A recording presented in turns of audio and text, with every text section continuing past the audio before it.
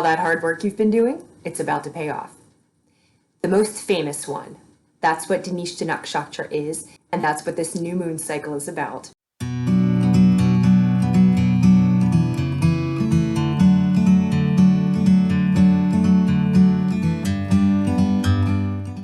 How do you turn raw materials into material wealth? How do you transmute talents into fame? These are the questions of Dhanishta Nakshatra. This is a nakshatra that is actually about material manifestation. So all of this work that we've been doing internally, now we're moving it into the external world, into the tangible world. To understand this nakshatra better, it's smarter to start with the one before it, Sravana. Now, Sravana is the pathwalker, and the words to describe the nakshatra are: the experienced perceiver needs to inquire to establish a path. The symbol of it is an ear, and the purpose of it is receptivity. So this is how it looks for somebody who's on a spiritual path. Before you're on your path, you are living in the material world. When you come onto the path, you begin to experience the divine. You begin to experience communication with other dimensions, with ancestors, with nature, through your dreams. But there comes this language, and it's something that you need to learn. And so Sravana is about learning that language. And it's about the discomfort in learning that language, but being entirely receptive to that language. Sravana is ruled by the moon, and so it is a very internal energy. The deity is Vishnu, and Vishnu is the essence which pervades all things. Because Vishnu is in all things, the essence of Vishnu pervades all things. So in learning this other language and being entirely receptive to otherworldly communications, we begin to understand and communicate with the essence of all things. And thus in Sravana, you learn the interconnectedness of all things. The Shakti, the energy, is providing connection. So from above, we're impelled to see the connection among all things. And then below, on the earth, by seeing all things, we begin to see the path. And thus, we have to listen clearly to be able to discern the path. When we learn to listen clearly, and by listen, I mean, you're watching something happen, and your bias is no longer there because you have right understanding. So you understand what it is that you're seeing without the attachment to what you want to see getting in the way. So you're becoming a pure vessel for receptivity. And developing this ability includes creating situations or situations being presented to us that allow us to practice and refine this skill. It's driven by Artha, this very goal-oriented, purpose-driven energy that seeks to understand because we want to achieve something. We want to, at a deep level, understand the nature of our own pursuits and the meaning of our own experiences and how these things are connected and where they are going. And by developing this language of otherworldly communication, being able to interpret our dreams, we come to develop a level of awareness that allows us the consciousness to see and really understand how all things are connected. So countries aren't just countries. All of a sudden, it's a system of countries. A dynamic is not just a dynamic. It is a system of dynamics. We see how a person, a family, a community, a group, a nation, we see how everything moves together. And even with nature, it's not that something is good or bad. It's not about assigning value to something. It's right or wrong. You just begin to see how they move together. And in so doing, you begin to see the interconnectedness of things, and you begin to understand how touching of one thing affects something else. And then you begin to see how your life and your experiences contribute to that. And what you do in the world also contribute to the dynamic of the way things move. The next step of this is looking at yourself and understanding your own experiences and your own talents and putting those things together and seeing then the creature that you are, the being that you are, and how the system of you contributes to the outer world. That's Sravana. Now we move into Dhanishta. Desirable objects need tangible resources to become wealth. The symbols of Dhanishta are a flute and a drum. And the purpose is because these are instruments themselves. But these instruments, they serve as the medium between the musician and the music. The musician has the talents, the tangible object is the flute, and the result, the fame, comes from the music. The drum, Shiva beats on the drum. It's a two-sided drum. One side is our divine nature, the other side is our ego. So Shiva beats on the drum equally to dissolve our ego and to enhance our divine nature. The Deva of Dhanishta are the Vasus, the gods of all abundance, the personification of pure energy, light incarnated. So you have the elements here of light, being a vessel of light, and also the elements being all of the things that you need to build something. The Shakti of Dhanishta is the power to give abundance and fame. And what we've gained from Sravana, from developing our receptivity, from developing our awareness, is the loss of self-consciousness. So when something comes through you, you understand it is not coming from you, it is coming through you. Your job was to be the clean vessel for it to come through. And also that your actions become different. And this is the purpose of why I do these videos. It's because the rational worldly action is not the same as the intuitive guided action. And what you begin to learn in Sravana and then expressed in Dhanishta is that the intuitive guiding action, the intuitive guidance driven action, right action, takes the place of rational worldly action.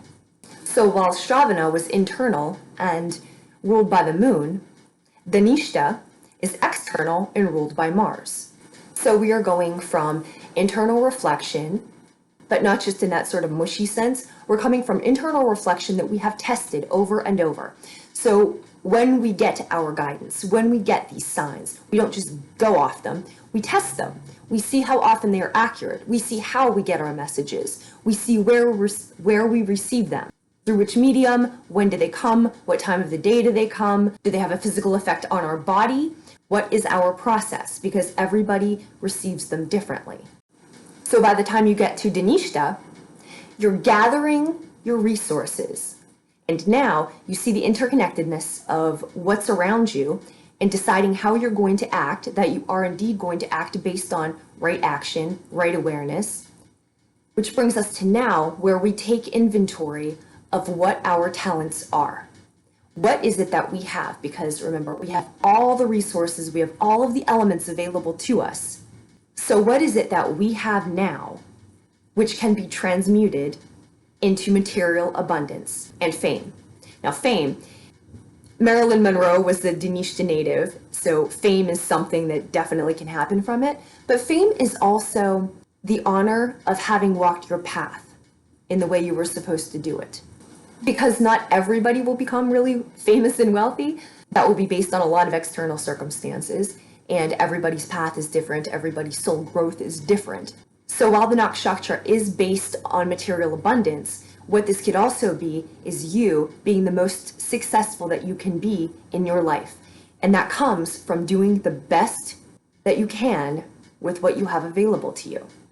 And those are things available to you through other people. Those are things that you've cultivated on your own.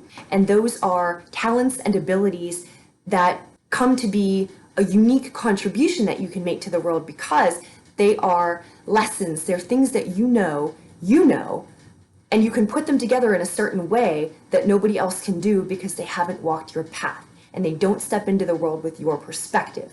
And that is what Dhanishta is about. A word about where the energy is situated in the houses. Most of the energy is 8th house moving into 9th house. And then Mars and Uranus are in the 11th house. So this is about going deep, really understanding 8th house, 9th house, what you are taking into the world, how you're bringing that into physical manifestation in terms of how you operationalize higher ideals. And then 11th house, how you bring that to a larger audience, how you bring that out in the world. The three main nakshatras where all of the planets are Sravana, the internal, Dhanishta, doing something with the external, and then Bharani, which actually means giving birth to something. Okay, and here are the aspects of the chart. Sun conjunct Moon, so that internal receptivity that we have come to cultivate now becomes the external expression.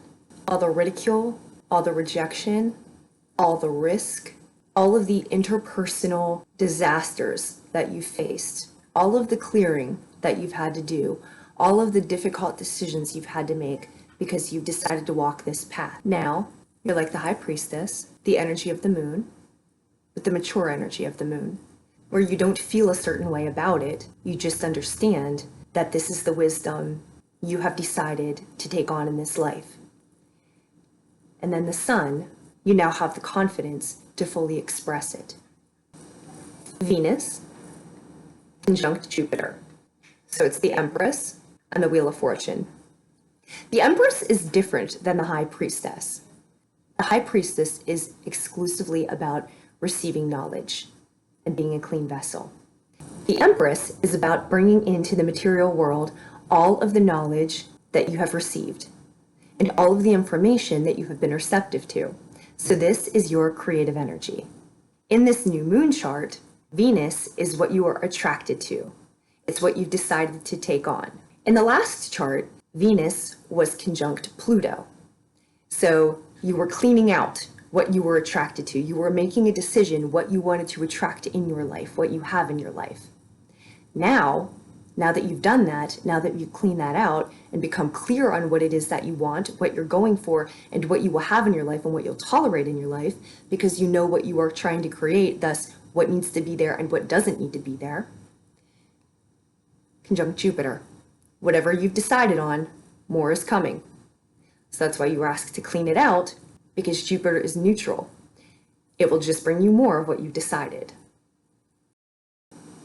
Saturn, square Uranus. The Death card, the Saturn card, is about spiritual transformation. So Saturn is our limitations. Sravana Nakshatra is, of course, part of Capricorn. Capricorn ruled by Saturn. And so when you are developing your gifts and when you are honing your receptivity and learning that otherworldly language and becoming that very clear vessel, you do so in a structured way. Uranus is otherworldly.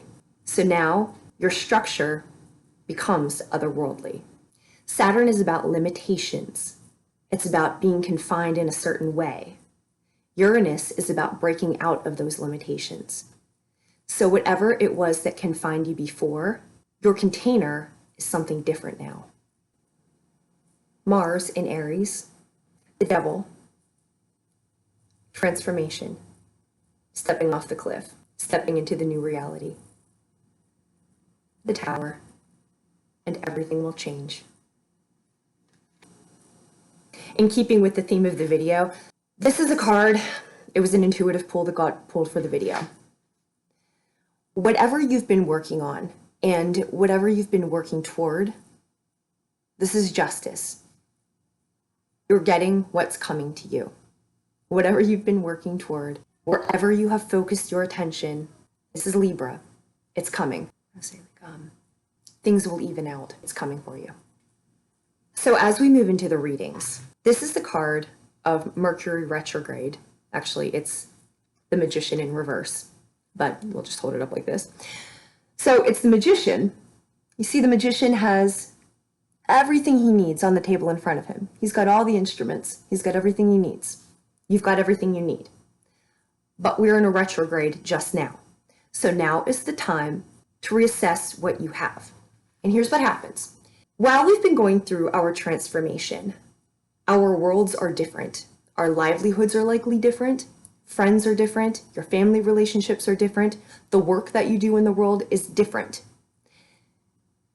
Sometimes, usually on a spiritual path, your world will get transformed. It's like one tower after another, after another, after another. And in the course of that time, what happens is that the skills that you started out with, and the idea that you started out with, the skills that you started out with, you had a particular path in mind. And so you use those to walk toward that path. You begin your life, you begin your livelihood, you begin your training, your academic training, your work training, because you have a worldly goal in mind. Then when you get on your spiritual path, that worldly goal is likely interrupted in many ways. So your friends are probably different, your place of living is probably different, the work that you do, different. The skills that you have, maybe you're not able to employ them, so everything is different than when you started out. But here's what happens. Along the time that you were trying to do one thing, you developed a lot of other skills. You met a lot of other people. You developed a lot of other abilities. So what's on your table now is different than what was on your table a year ago, and is way different than what was on your table 2 years ago or 3 years ago. So here is the present moment. And the focus of this new moon is to reassess what you have. Just lay it out on the table. Not what you thought you had, what you have now. Reorganize them, rearrange them. When you have them set out on the table, walk around the table. So this is what the time is about. To take inventory of what you have now, reorganize, rearrange them, and see what you have, see what elements you have available to you. And then the next step is you see what you can do with them to transmute them into something tangible. But before you're able to transmute them into something tangible, the first step is you have to see what you have. And again, I stress, it's probably different than what you started out with. So you likely are in a far stronger position than you imagine you are.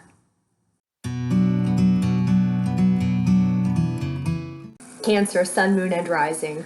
This new moon energy takes place in your 7th house. 7th house is about how we interact with other people, what we share with other people, how we share ourselves with other people. And what we learn in the 7th house, we learn about ourselves through our partnerships. So we learn a lot through conflict. So we learn what we need. We learn about when we have unmet needs.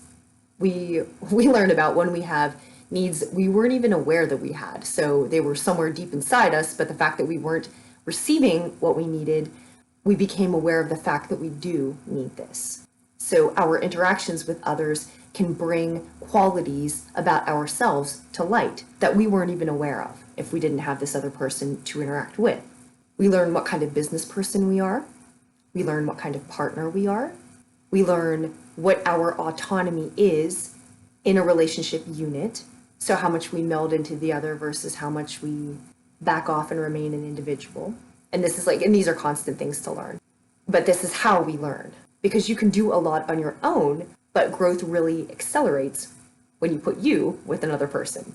In an energetic sense, 7th house is also where we have soul contracts.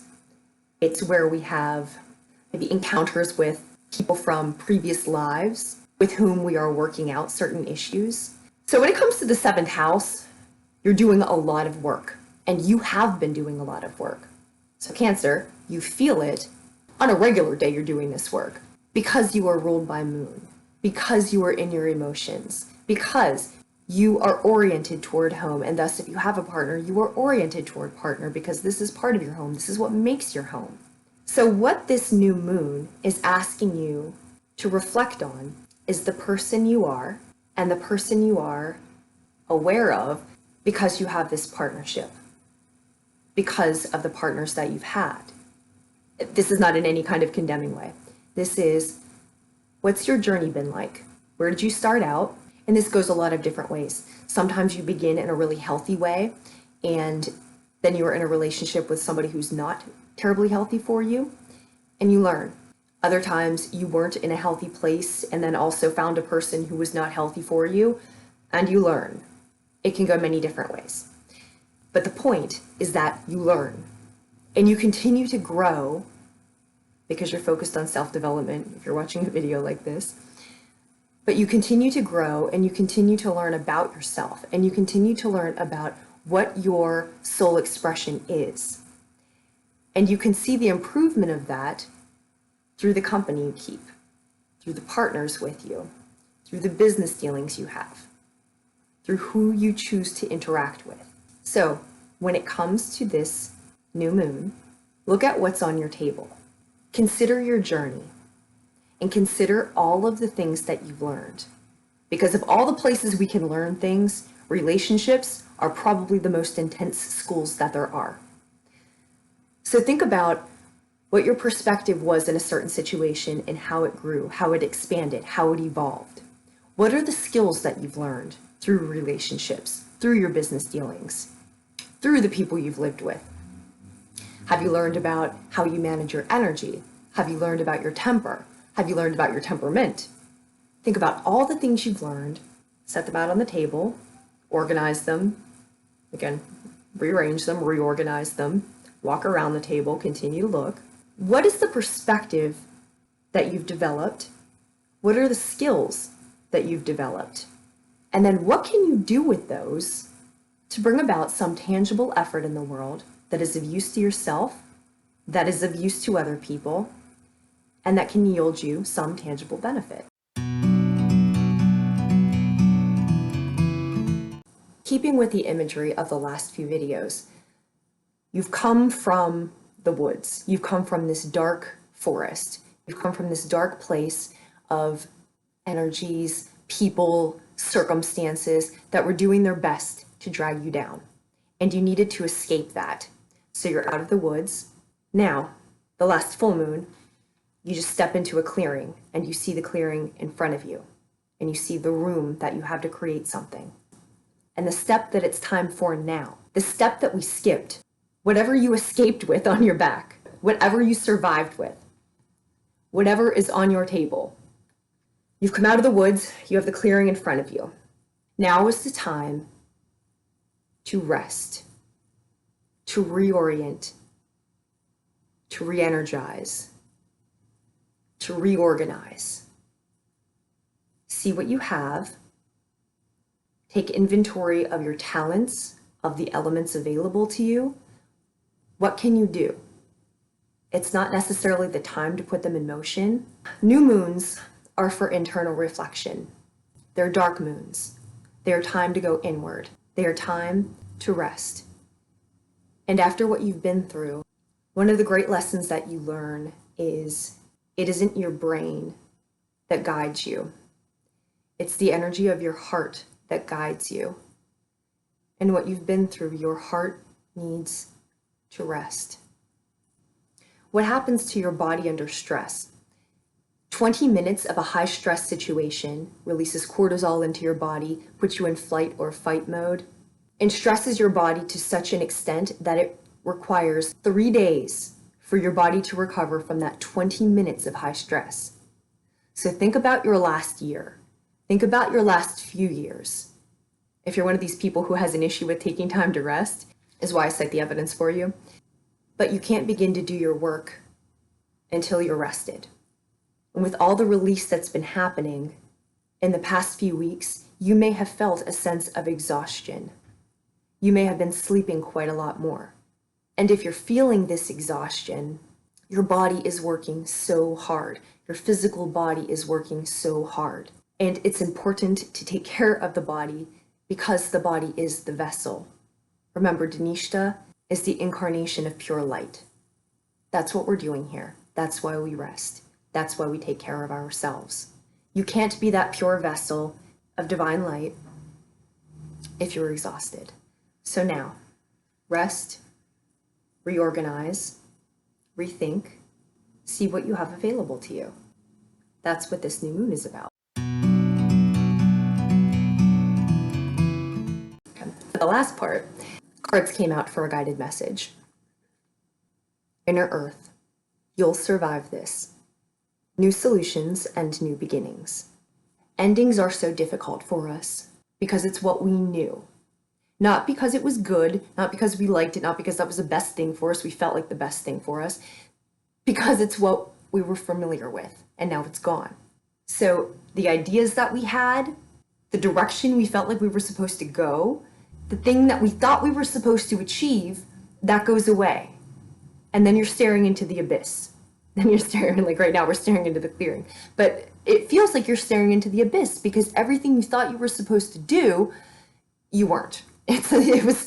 You were, but it was for a different purpose. It wasn't that thing. It was the learning that took you on that path.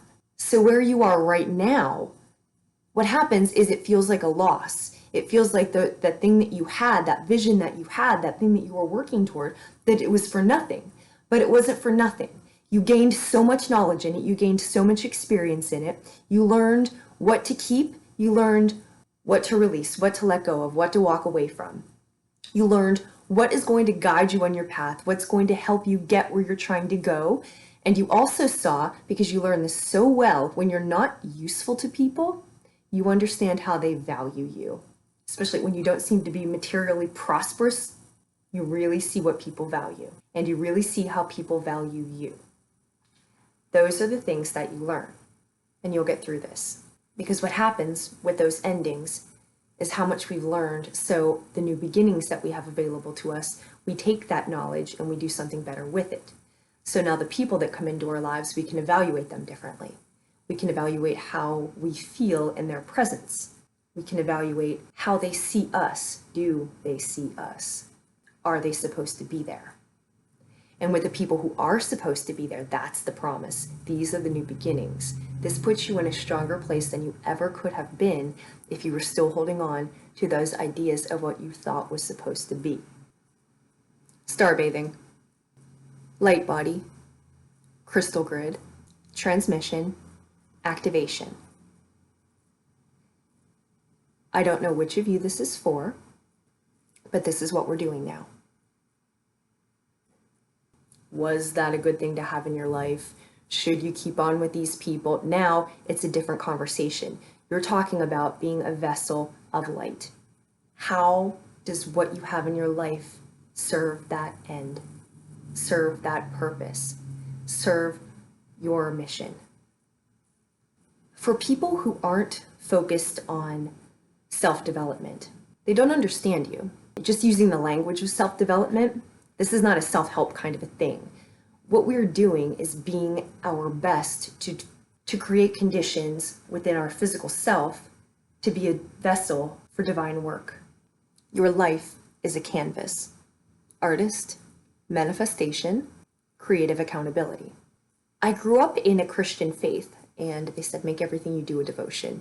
And I didn't understand what that meant. But now, in terms of what the path is, in terms of what daily activities contribute to what I'm doing, to what I'm supposed to be doing, to what I know I'm supposed to be doing. My day is a canvas.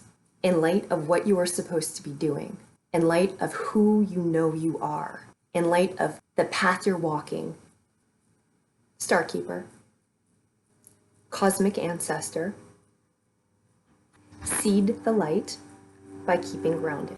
So in the meantime, as you are creating conditions that make your vessel ideal for cosmic energy to flow through you, what do you do in the meantime? Keep the light. Canvas. Every day is a canvas. Every day you continue to cultivate and create that beauty and embody that light. Remember who you are and what you're doing, and that everything you have been doing contributes to everything you will be doing.